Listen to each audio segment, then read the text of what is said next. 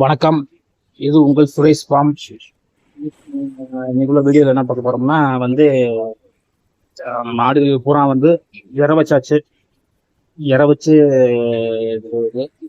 இந்த தொட்டி பார்த்தீங்கன்னா 1.5 அடி. ஆனால் 1.5 அடி பார்த்தீங்கன்னா இது ஆடுகளுக்கு எட்ட மாட்டுக்கு. நம்ம இந்த தொட்டி எங்கே வாங்கினோம்னா அல்சாய்சி ஃபார்ம்லேருந்து வாங்கினோம்.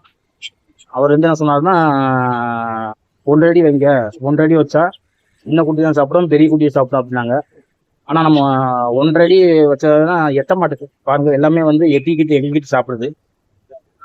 என் கணிப்படி இது ஒரு 1.25 அடி வச்சிருந்தா கரெக்டாக இருந்துக்குன்னு நினைக்கிறேன். நீங்கள் ஏதாச்சும் இந்த மாதிரி தீவன தொட்டி செஞ்சீங்கன்னா 1.5 அடி வைக்காம ஒரு 1.25 அடி வைங்க, கரெக்டாக இருக்கும். அதான் சின்ன குட்டியும் பெரிய குட்டியும் சாப்பிட்ற மாதிரி இருக்கும். பூரா இற சாப்பிட்றதுக்கு கஷ்டப்படுது. அதான் என்ன செய்யுங்கன்னா ஒரு கல்லை வச்சு அண்டை கொடுத்து காயில் வச்சுருப்போம். நம்ம பருத்தி கொட்டை, கோதுமை தவிடு, மிக்ஸு, லிவர் டானிக்கு எல்லாம் மிக்ஸ் பண்ணி போட்டுருவோம். எல்லா ஆடுகளும் நல்லா சாப்பிட்டுக்கிட்டு இருக்கு.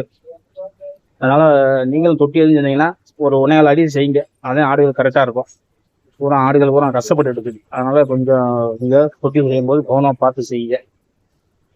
அடுத்து நம்ம இதில் வெயில் அதிகமாக இருக்கு. வெயில் பேர் இந்த அடி அடிக்குது. என்ன இது வெயில் பயங்கரமா இருக்கு. உங்க ஏரியாவில் வெயிலுக்கு எப்படி என்னன்னு கம்மல்ல தெரியப்படுத்துது. அப்புறம் பாத்தீங்கன்னா நம்ம மாடுகளுக்கு பூரா நம்ம புல்வெளி போட்டிருக்கு. இப்போ வீடியோ இருக்கிறது மதியம் ஒரு 3:30 மணி அப்போ நம்ம வீடியோ எடுத்துட்டு இருக்கோம். ஆடுகள் கூட எவ்வளவு கஷ்டப்பட்டு இருக்குங்க. ரொம்ப 1.25 அடி வச்சா கரெக்டா இருக்கும். அடுத்து மாடுகளுக்கு பூரா கொஞ்சம் அந்த வெயில்னால கொஞ்சம் இதா இருக்கு. மாடுகளுக்கு பூரா இற வச்சிருக்கு. இற வச்சு மாடுகள் பூரா சாப்பிட்டுக்கிட்டு இருக்கு. நம்ம கருவாக்கு புல்லளி போட்டிருக்கு. புல்லளி போட்டு மேஞ்சி சாப்பிட்டுக்கிட்டு இருக்கு. அப்புறம் பார்த்தீங்கன்னா அதுக்கு ஆதரவு ஓரளவுக்கு நல்லா பண்ணிக்கிட்டு இருக்கு. இப்போ 600 சப்ஸ்கிரைபரை நோக்கி நம்ம போய்கிட்டு இருக்கோம்.